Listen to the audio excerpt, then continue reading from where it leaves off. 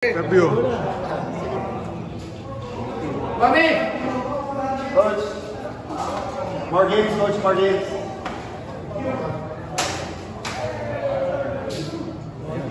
First off, ano lang masasabi mo sa game nyo mo kanina?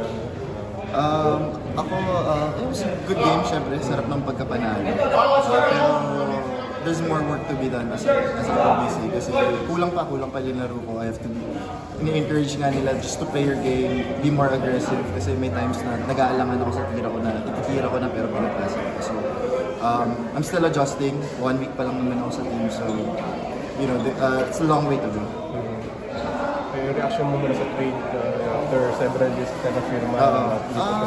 Bittersweet po.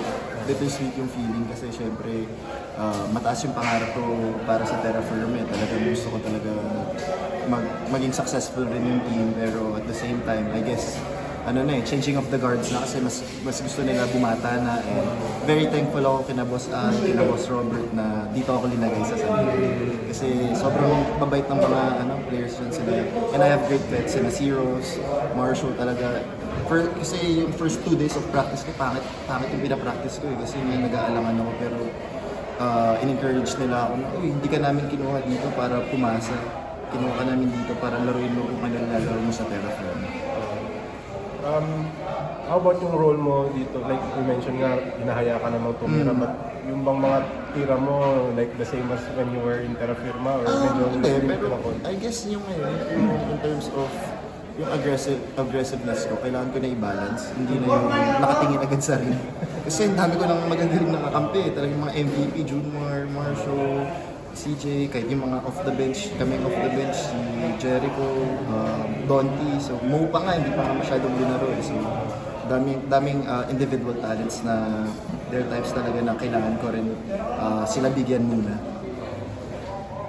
Kami ako din feel lang nung, kasi parang it was just literally months ago, you guys were, went away from beating San Miguel na Terrafirm. Tapos ngayon, I guess na manifest rin.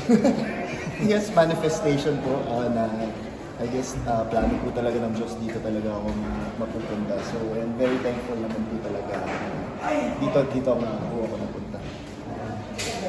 You mentioned bittersweet kasi yun nga, kasama kayo ni Stephen Wall, Isaac Go, and Abby. May konti rin bang paghinayang na you were able to finish I guess nung first time sila matrade, yun yung feeling ko. Pero wala kailangan ko na rin mag-move on na wala, tapos na. Yung nagawa namin, tapos na yung purpose namin sa Terrafirm. It was time to move on na rin talaga kasi I guess yung management, gusto rin nila bumata. Nagpalit rin kay Coach Monty from kay Coach John. So I guess mas makakabuti rin sa kanila, and hoping rin ako for their success.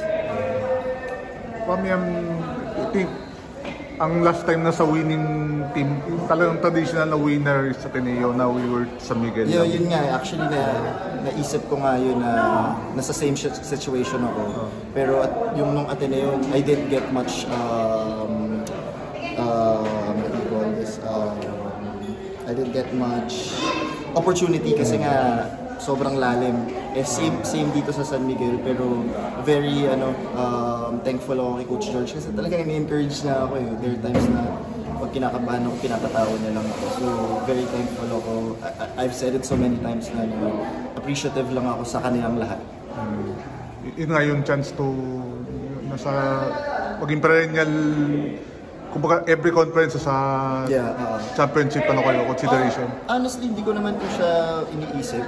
Parang I'm just in the moment, focusing on the present time na one game at a time. Kasi nag-a-adjust rin ako and I know na may winning tradition sila na championship or bust. And ako naman, I want to come into this team na makatulong talaga sa kanila. I'm not trying to be a star, I'm not trying to be anyone. I'm just trying to help the team and win my first championship also in the PBA. Hindi pa kami sanay sa 33. Oo nga ako Actually, nag-number 3 po ako. Binigay na sa akin ni Mo, kaso sinabi nila na bawal na. So, I guess double lock na lang na 3 and 3. Bakit bawal daw? Actually, di ko rin po alam. Sinabihan lang po ako na bawal. Tsaka yung may mga numbers rin po ako na gusto na nasa legend na medyo retired na. Ayoko rin naman sa labas to send. Siyempre, I have to respect those players that came before me. Thank you po. Mami, thank you.